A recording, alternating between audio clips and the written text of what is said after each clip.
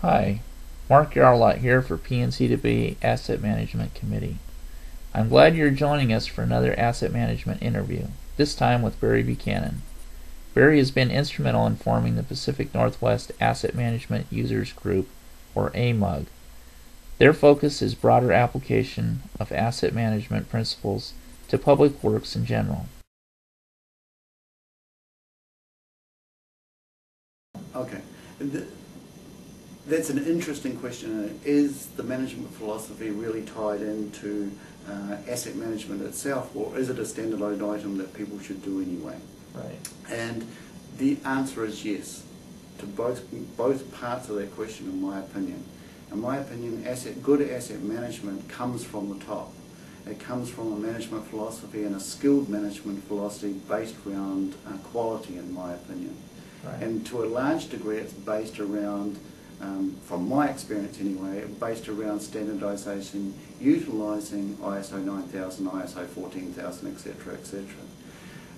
So does that directly come from the IIMM manual? No, not specifically. But if you look at the IIMM manual, it does in actual fact talk about integration of management style from the top to the bottom of the organization.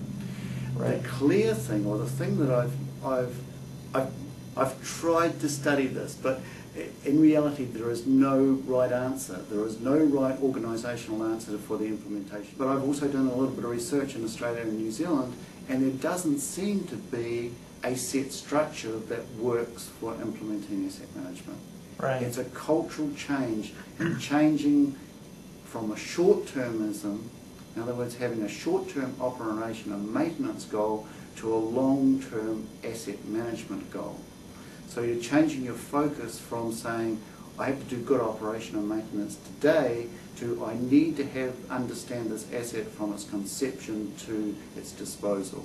Okay. And how I'm going to operate that to maximise availability, maximise reliability, and maximise opportunity with that piece of equipment. So it's changing the focus.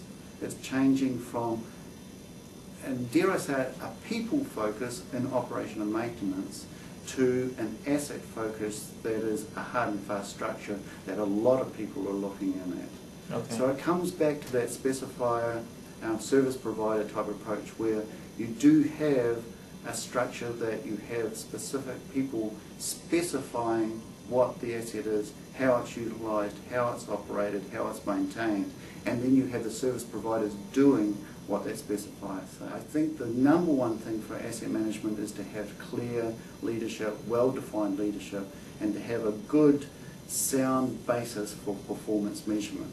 Okay. So that you have very, very well-defined accomplishment statements across the organisation, as opposed to vertically in the functions of the organisation. Okay. So that people are working together across the organisation with great communication opportunity and great interaction across the organisation, as opposed to a very, very well-structured, formal organisation from top to bottom.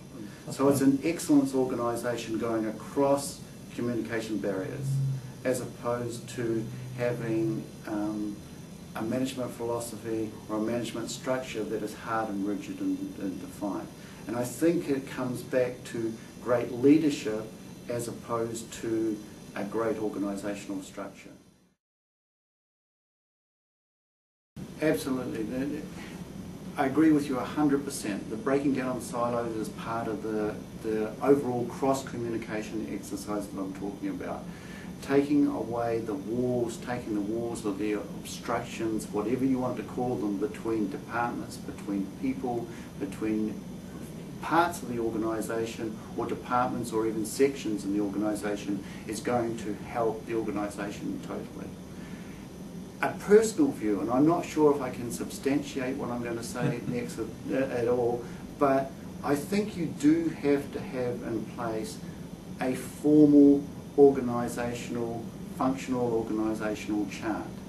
And I think you have to define the functions that your organisation, or the core business and the support functions that you want your organisation to do. So you have a core business part, you have a support function parts, and you have the planning function parts. But having said that, you instantly, once you've formed that, you have to take that organisation and turn it horizontally and say that all these departments have to communicate process-wise across the organisation, recognising that this function relates to this function, relates to this function, and that they have to communicate and work together. If you don't do that, I don't think that you can actually implement or be successful in an asset management format. Right. So you have to have, I think you have to have functions so that you know what you're doing, then you have to have process so that you apply the application. Cut some doors in those walls. Huh? Absolutely. In actual fact, they're great massive holes. Yeah. Yeah, I agree. Okay. Absolutely. The silos have to, the siloed approach, and even the data collection, the data management has to change away from a siloed approach. Okay. You can't have one particular function or one particular department having data that's only theirs.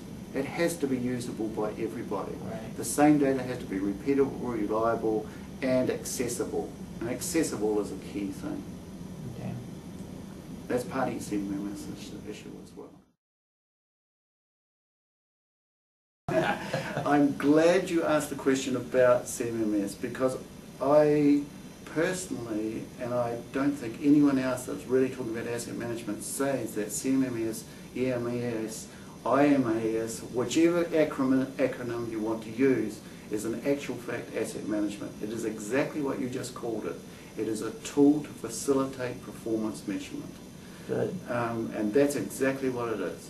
It's a part of the overall asset management collective of enabling information to be collected about the asset, managed and utilised so that you can do the best you can with it.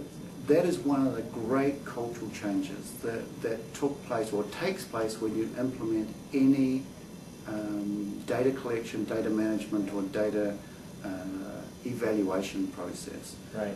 Effectively, you are questioning the person. You know, you may not intentionally be doing it, and you may not be doing it to, in actual fact, gauge the person at all. And in actual fact, the person's probably doing a great job. Right. What they don't realise in general terms is that it's there to help them as opposed to be a hindrance to them. Right. And that help needs to be explained, it needs to be coached, it needs to be understood so that the collection of the data and the use of the data isn't seen as being a threat to me as an operator, a designer, a planner, wherever you sit in the organisation. All this data is, you know, there for optimisation. It's not there to hurt the person. I would hasten to say, and I strengthen what I said earlier, that it's there to make your job smarter so that you don't have to work harder. Right. And in reality, we all want to do a good job, and we all want to perform at the end of the day, and I think this is just another tool to help us. For example, in Thames, when we implemented management changes as far as the operational staff was concerned, we actually changed the whole performance measure approach around that. We were making maintenance people responsible for operations and operations responsible for maintenance. Huh. And in doing that, it encouraged both parties to work together and see each other's flaws, opportunities and strengths. Right. And the asset management mantra or philosophy is in actual fact to do the best that you can, work smarter, not harder. Right. So it's a change in how people approach their work, having performance measures in place, knowing that they're going to be judged against a criteria at the end of the day, being implemented in such a way that people are in actual fact applying the best application or best work ethics that they can to achieve their job with the minimal cost and the minimal effort required.